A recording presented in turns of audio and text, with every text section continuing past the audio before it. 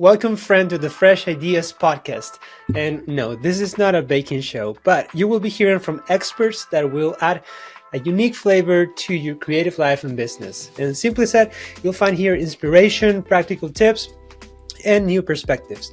Now, today I interviewed Maureen Evelyn, who is an amazing 20-something-year-old person who is what I will describe best as a potentiator of personal brand and social media marketing. So anything that has to do to how to show up online on social media to grow your business, look out for what she's done. But let's just dive into the conversation. Let me show you what's on the menu for today. For the appetizer, from trying to succeed to an eraser in a plastic bag. Pay attention to that. Main course, we have two things: taking steps with both feet and raccoons and limited options. And for dessert, from videos to mini employees. So check that out. We talk more than that, but I'll let you judge for yourself. Enjoy this episode. Hello guys, I'm here with Maureen Evelyn, somebody that I met online on those rabbit holes on Instagram, and I just fell in love with her content and her approach just in general to life and failure, but also her just passion towards success. So Maureen, thank you so much for joining today for this podcast. We have just 7 questions. This is gonna be like kind of a rapid fire conversation. We'll see where the time gets us. But first of all, I would love to know, what are you most looking forward to this year? This year, I'm on a mission to help 1 million people get over their fear of rejection. So I've been spending like the last 7 days literally in a basement, windowless basement, working on my app Rejecto. And we just crossed 15,000 new users, and we just launched the app. So I think it's going to be really fun to scale that to 1 million users, because I do think that like getting rejected changes lives. Oh yeah, absolutely. Let's dive into that right away, because I remember seeing the first thing that popped up of your content was actually this, of like falling in love and just kind of breaking the fear of being rejected. Could you just very briefly tell us like how that got started for you? Yeah, so for me, I was always type A. I got A's in every class at school, like above a 4.0 GPA. I was addicted to success and never failing. I avoided failure at all costs. And then I realized like this fear of failure was holding me back so much that I decided, let me do something that's super nerdy, and apply to Harvard as a joke. And I was like, I had good grades, but my SAT scores were pretty terrible. So like there was no chance I was getting into Harvard. Like I had good grades, but the other stuff, like the extracurriculars, I had some, but I was like, yeah, this isn't gonna work. So I was like, let me try to do something where I might fail. And I had never really tried to fail before. I had always tried to only be successful. So I applied to Harvard as a joke. Ended up getting waitlisted. My application essay was about the symbolism of an eraser sitting in a plastic bag, because I literally wrote it as a joke. And they were like, oh my gosh, like we loved your application, blah, blah, blah, when I talked to the interviewer. And I was like, that was a joke, but okay. I guess it was symbolic. And then I realized, wait a second, seeking these crazy opportunities can change your life. So then I just started doing all this crazy stuff. I applied for like 9-to-5s that paid well at like 17 without a college degree, and they mandated you had college degrees. And then I ended up getting like interviewed by these algorithm experts at this government agency, and then they offered me the job when I was like 17 and a half, 18. And they were like, yeah, we want to offer it to you over the other people that had applied. And I'm like, what? Like, I don't have a college degree. You guys said I needed a college degree and 5 years of experience outside of college. And then I realized there's so many things in life where you hold yourself back because you don't think it's possible, but it is possible. Like I just Googled how to get on the news, and I looked up news phone number, and I called the news channel in Arizona, and I picked up, and they were like, hi, this is blah, blah, blah, blah. And I was like, yeah, I want to be on the news. And then they ended up, they were like, okay, well, you'd have to talk to insert name. And I was like, great. Okay, what would I do after that? And they're like, well, send her an email with your pitch. So then a couple days later, I send her an email. All of a sudden, I end up on the news. And then my app gets on the news. And then, like, I decided, like, before this whole process, I was like, I'm going to become an influencer. I'm going to create content as a joke. I'm going to post a video every single day, no matter what, even if I feel like it or not. Got a ton of hate initially, because it's like, who is this girl claiming she's a content coach? Her account's brand new. And what people didn't know is I had multiple accounts I had made go viral before starting this fresh one. But because of that, USA Today found me on TikTok of all places and then wrote this article about my story. And I'm like, all of this happened because I just actively sought out failure on purpose. So I turned my entire life into a board game and just tried to have people tell me no. And a lot of times they did tell me no. Like, I have tons of no's, but then occasionally one of these crazy opportunities would say yes, and then those crazy opportunities changed my life. Like, one time I got on a call with a guy, and I pitched him to work with me at $12,000, and it terrified me because I was like, yep, it's $12,000 to work with me. And I thought he's going to laugh. He's going to be like, absolutely not. I think I was 19 at the time. And then he was just like, wow. And then he looked at me, and then he just said, that's slightly outside my budget right now. I wish I could hire you, but like, and he apologized that like that was outside of his budget. And I was like, wait a second. And then later on, I again pitched a client that did sign at $12,000, and then it like completely changed her content creation and her business. But I only would have had the confidence to pitch the next client at $12,000 because of the first client that I told myself, I'm going to do this as a joke. He'll probably tell me no, and he did. But then the next time I was like, psh, I've already said the number 12,000. Like, this is easy. You said a lot of things there. And one of the things that really captured my attention was, and you mentioned it a few times, like I started it as a joke. So I want to highlight that a little bit because I mean, at 17 and you having like straight A's and all those things, like I wasn't that kind of person. I never had really like great grades. So my intention in life was actually to do great academically because I had never done it. I feel like you had a position in which like you have done that, and now it's like, what's left after that? Like, what is beyond that? And it's funny that the regression was the answer. The regression of like, I'm not gonna take life so seriously was what unlocked the next level in your life. Now, I'm very curious if there's a ratio of like how many yeses versus how many nos, because let's be honest, no's hurt, right? Like getting a rejection really hurts deeply for some people. Especially if they have, you know, confidence issues and stuff like that. So like how to get past that, right? Because you might need to have 20, 30, 50, rejections before you actually get a yes.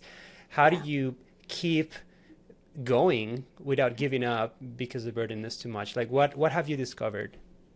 Two things. One, I treat myself like a hamster, and I also treat myself like a toddler. It works every time. So basically what I did was I thought about kindergarteners and how they have those like pieces of paper with like 30 boxes on it, and they get gold stickers when they're good in class. And I was like, I'll just treat myself like that. So I made a little thing with 30 things, and I was like, I have to get rejected every single day. And every day I get rejected, either I give myself a sticker or I color in the box.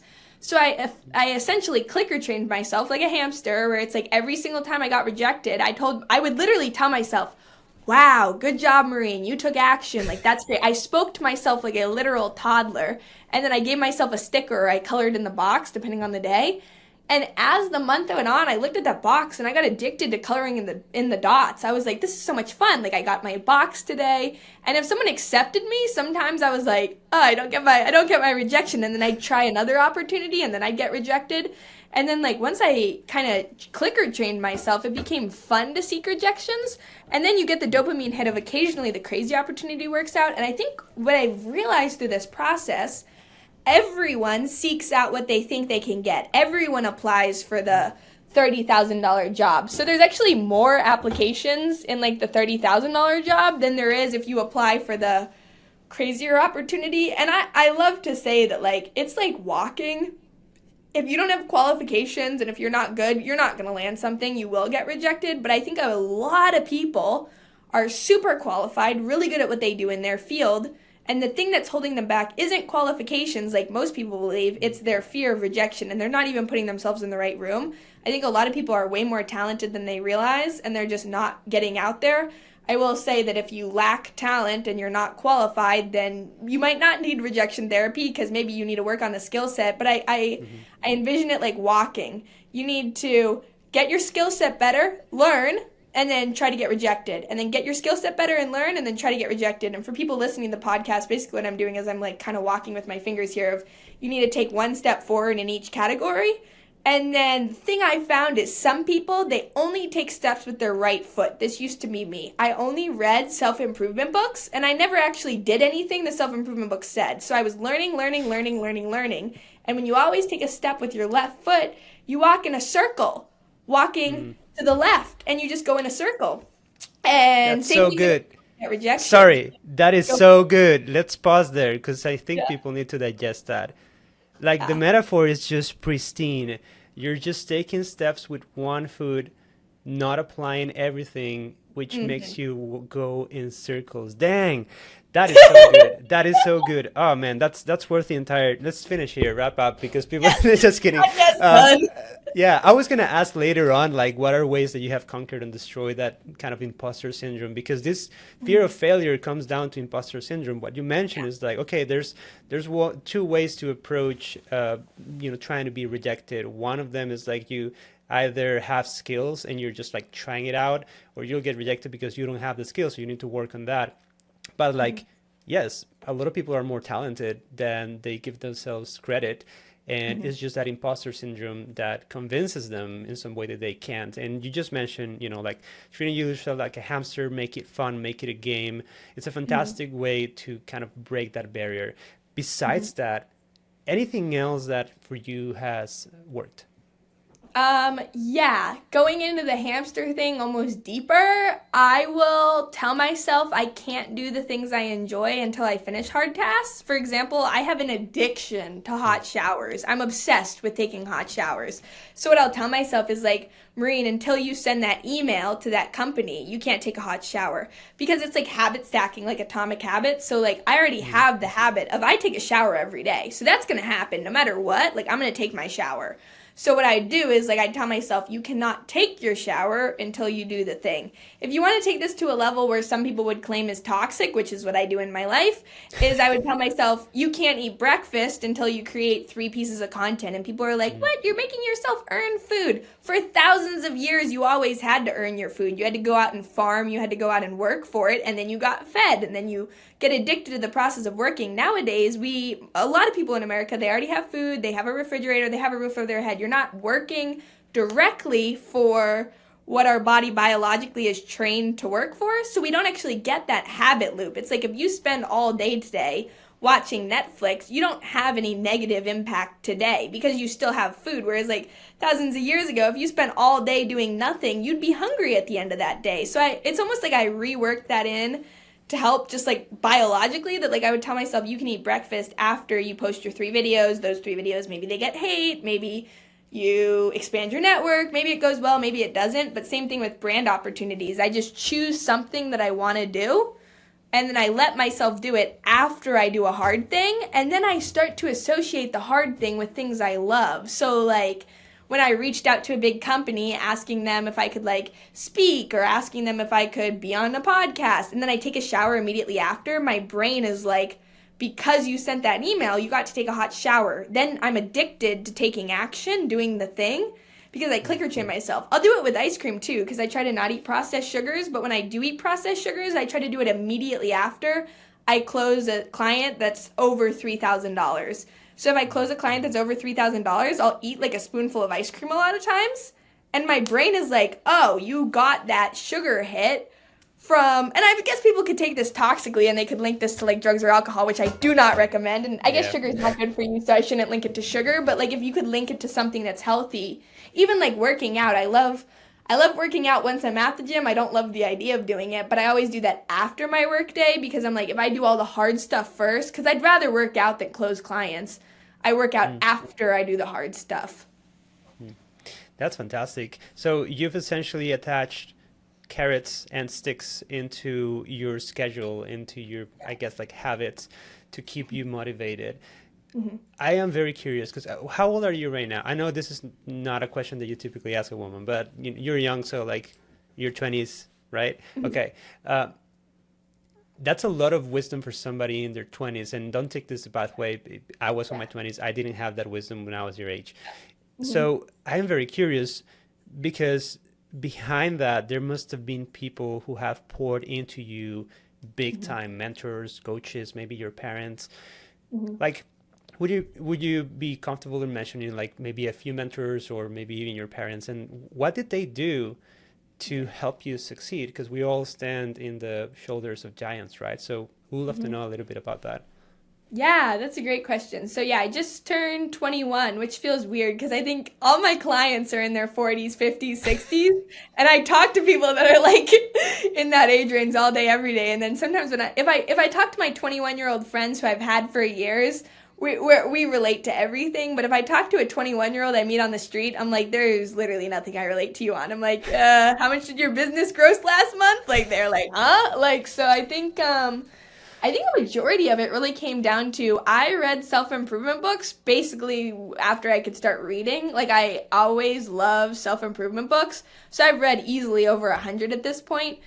So as soon as I could I remember my mom bought me a copy of Dale Carnegie's How to Win Friends and Influence People and I read that and the first time I remember reading it I was confused because I was so little when I read it and then I read it again and then I think I read it like probably 3 or 4 times at this point.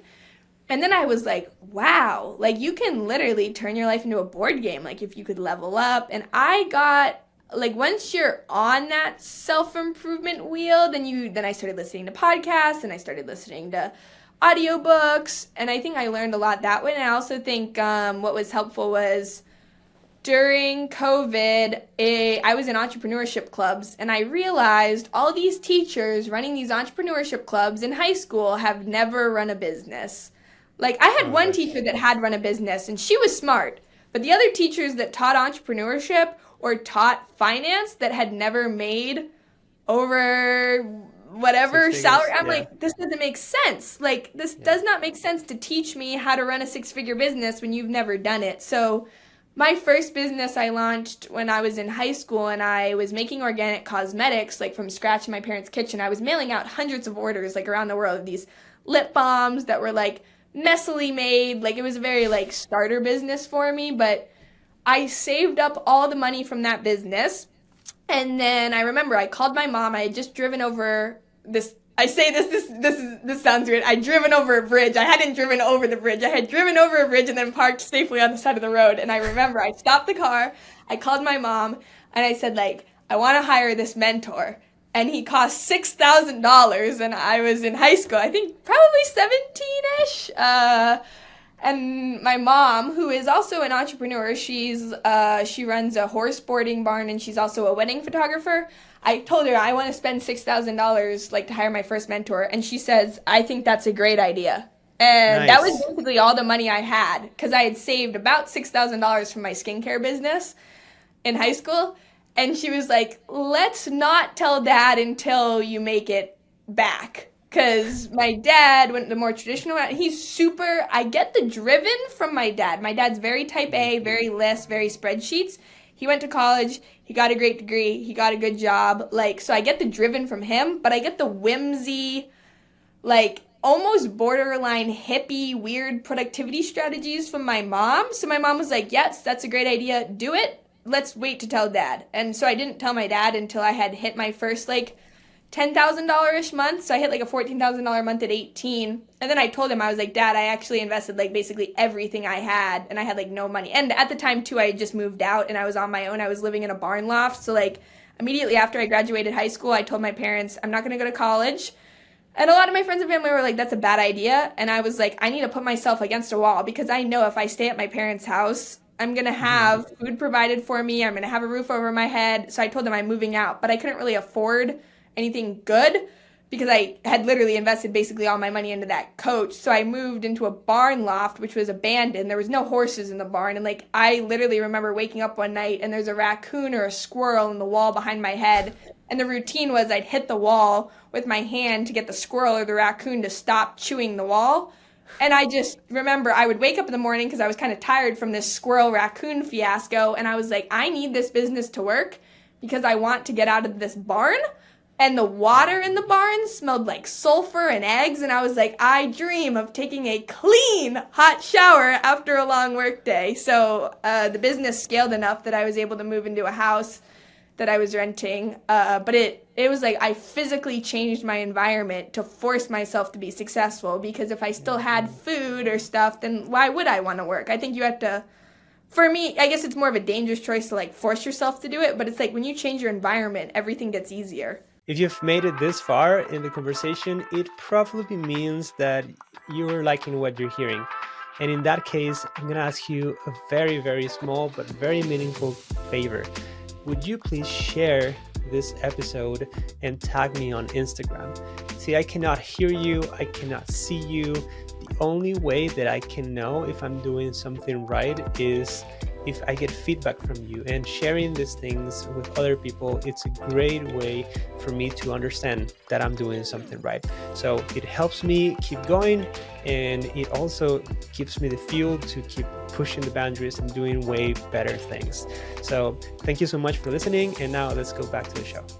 It comes down to limiting your options. We live in such a privileged society. We have options for everything. We just have to click on our phones and get food in our doorstep. We don't have to go hunt it, which it's great in a way that we don't have to go hunt every day. But at the same time, I totally agree. Like we probably are spoiled, and people are risk averse, even in things that are not as risky, like taking a cold shower. It's like you're not gonna die for taking a cold shower, right? But most of us just avoid it, even though it's healthy. So putting yourself in those situations, especially because it sounds like your mom has a successful business, your dad went the long route, doing all these things and having like more structured life and all that. So, and they were very supportive. So it sounds like even if you had stayed at home, like you would have been provided for, but you wouldn't have that fire in your butt, to go and pursue the things. And I see that because I experienced the other way that you look, because I stayed with my parents until I was with my mom until I was 24 or something.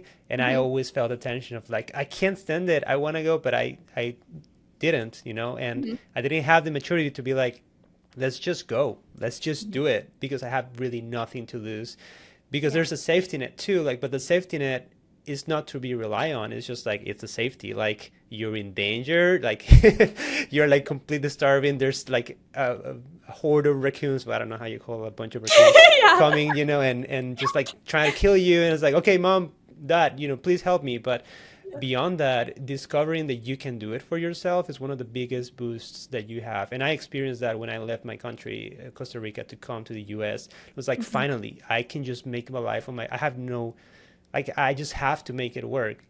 And we all realize at some point, we can, if we just give ourselves the chance. Now, we're running out of time, and I want to get to the tactical stuff because I know my audience is very interested in this. So let's talk social media and clients. And just to preface, most of the people who listen to me and who follow me are visual note takers, creatives, illustrators, graphic designers of some kind. So we tend to associate, and I've seen this error over and over again, we tend to just show what we do because we think that what we do is the thing that sells.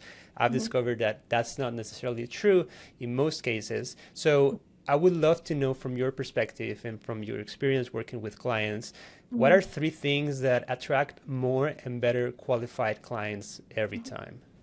The best thing I think is if you want to attract followers, you need to act like a leader. No one's going to follow a leader that doesn't show up daily. So although it hurts to have to post a video every single day, I definitely recommend post a video every single day, and it doesn't have to be perfect. I work with a lot of artists, and because they're artists, they're perfectionists, a lot of them. So they're like, oh, Maureen, this video looks blurry. It's not perfect. It doesn't have the perfect color grading. And I'm like, it literally does not matter, because the people that are hiring you are not artists usually. They're hiring you because they're not an artist, and they need an artist. Your content doesn't have to be perfect. Your art should be good. Your content doesn't have to be good about the art you're creating. So I'm huge on, no matter what, every day post a video. Is the actual video going to be the thing that signs you more clients? Yes, but the bigger thing is if you tell yourself you're going to do something and then you do it every single day, you'll establish this insane level of confidence that every time someone emails you, you're going to email them back a little bit faster because you're already the type of person that posts daily.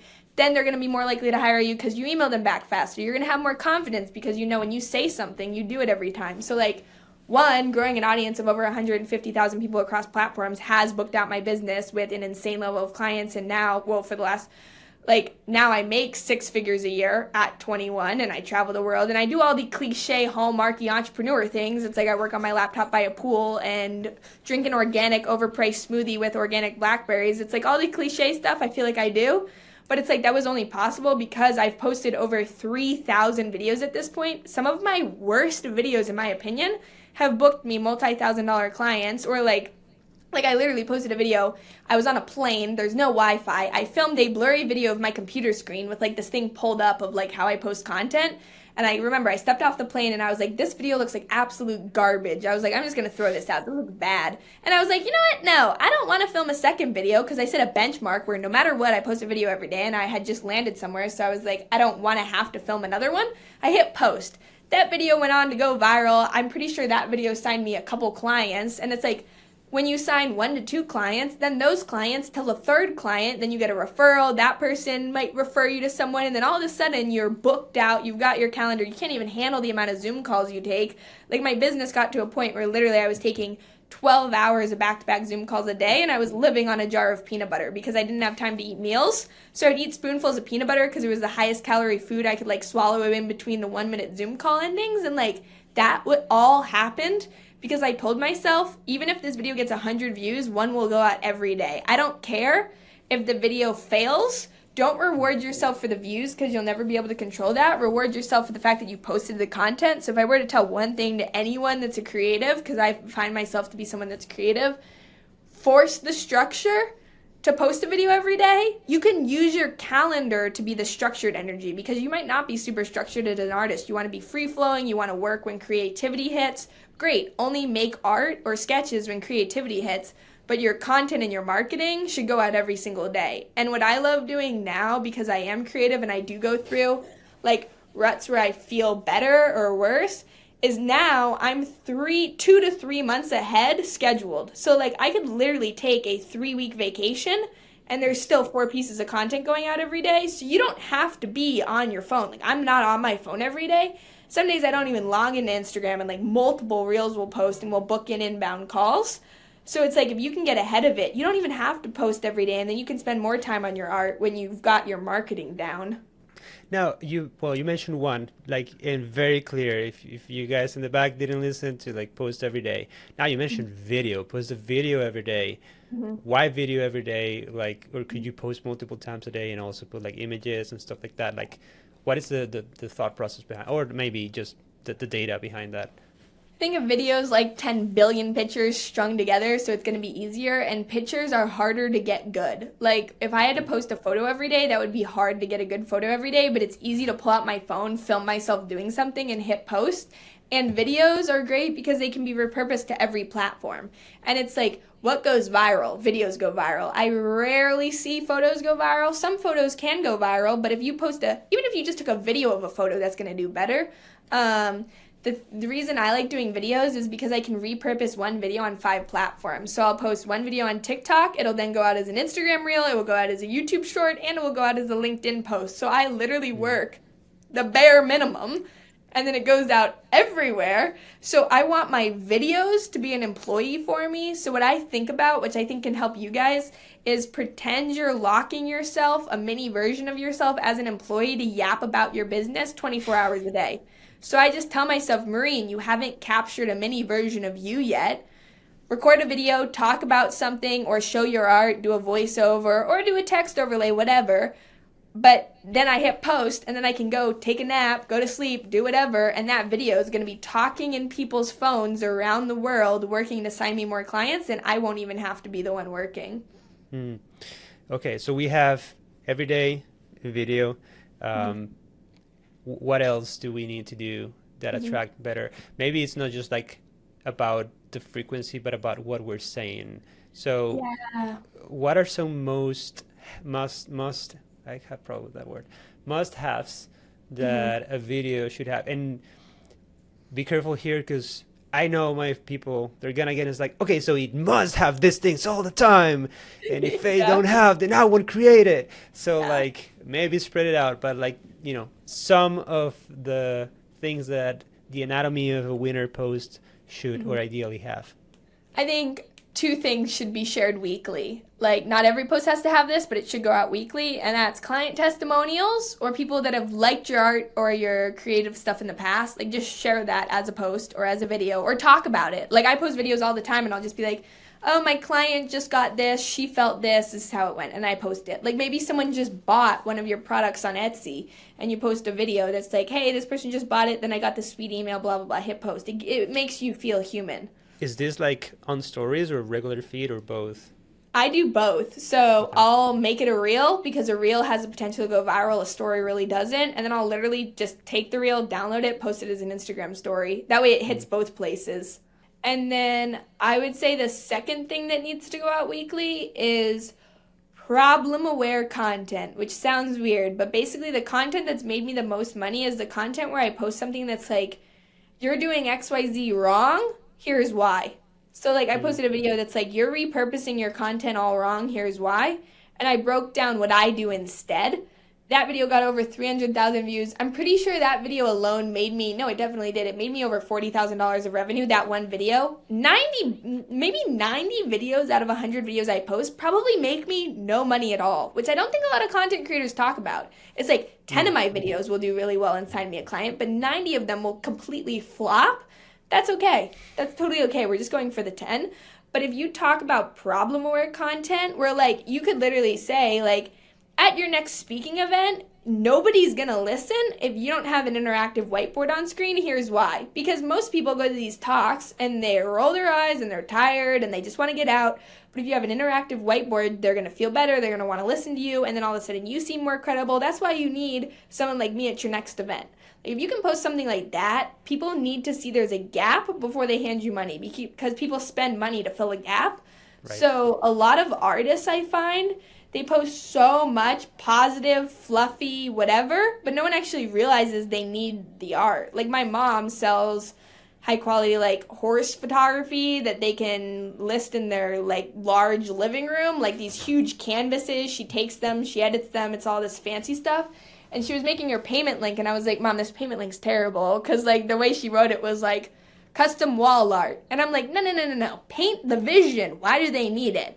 Custom wall art that beautifully captures your horse that can be shown on a large living room wall that will help it feel like super high end. We wrote this whole paragraph thing. Now that's her payment link. And then I made her increase her prices by like 33%. And I was like, that paragraph you added alone, people will feel confident paying your payment link because it looks good. Like people don't even, before they even buy your art, all they know is your marketing. So your marketing needs to be as good as your art. Don't make your marketing better than your art, but it needs to be at least as good as your art.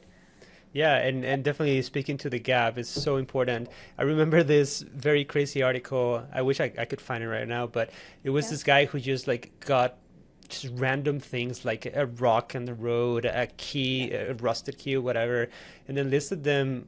I think it was on eBay or something like that, and added like the key from the royal dungeon of whatever, and added a story completely made up. Yeah. And it like sold these crazy found objects for like a shit ton of money. Like it was just insane.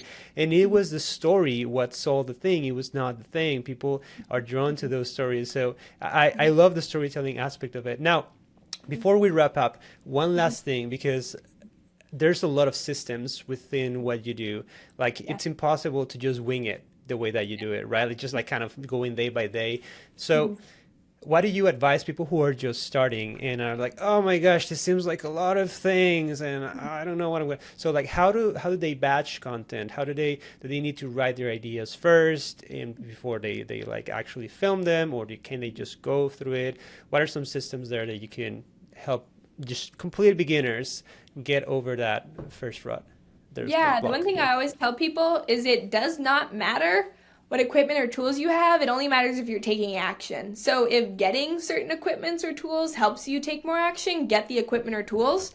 But like my first year of creating content, my tripod was a teacup. I just balanced my phone in a teacup. And it was just recently that I bought a tripod. I was like, okay, now that my business has made $250,000, I'm like, I think I'm going to invest in a tripod. You don't need fancy stuff. And the one thing I would say too is like, you don't have to hire me, but like get someone that knows more than you do, and whether pay them or give them value. I am only this established in my life because I've hired mentors, I've talked to people, I've worked for people that are more established than me. Even if you offer free help to someone that's more established than you, like intern at a company that can teach you a skill set, like all of that is so important. And I think like it would be easy for me to be like, oh, you should use CapCut's editing program 2 point. None of that matters. The only thing that matters is that content gets posted. And if you find that you need a tripod to post content, great, get a $20 tripod. But you really don't need anything other than you, the ability to yap, and a phone. That's literally all you need. That's awesome. That's awesome. Okay, now let's wrap up with this one last question that is completely not work system creativity related. Yeah. Just you, Maureen Evelyn. What are some simple things besides work that make you truly happy? Mm-hmm.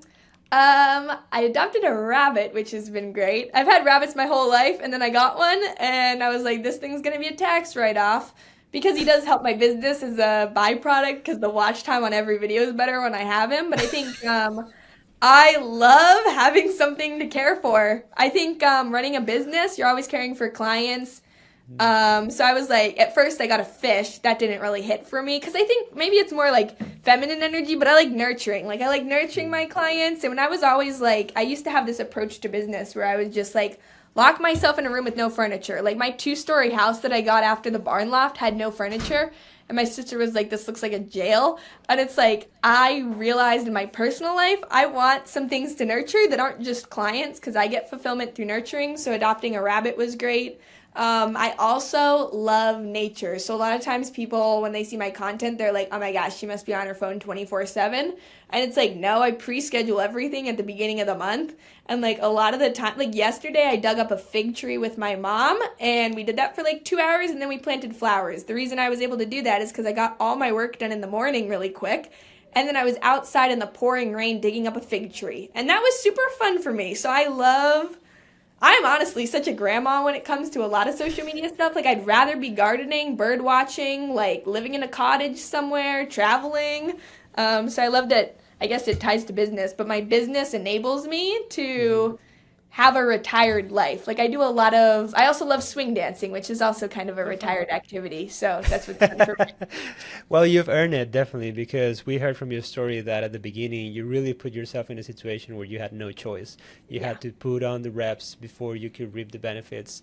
And I say this to people all the time, like if you want the results without the process, you're not gonna get the results. It's Yep. the process, is putting the reps, is the sweat equity that you put inside at the beginning is Mhm. what brings you the fruit that you can later just like ripe and like feed others even with it. So I appreciate you, Maureen. Thank you so much Mhm. for this amazing interview Thank you. conversation, most likely.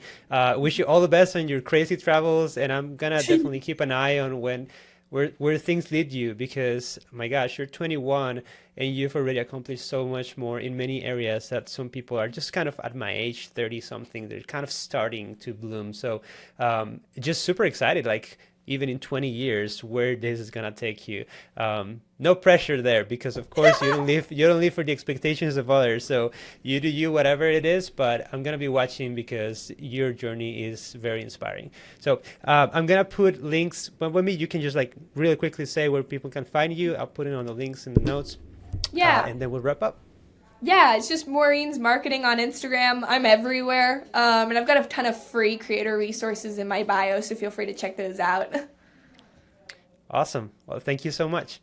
That's all for today's episode. Thank you, Maureen, for sharing with us how to overcome rejection, how to limit your options and craft your environment for maximum success, how to find mentors, and how to show up on social media as creatives so that we can make the biggest impact and attract the clients that we're looking to attract.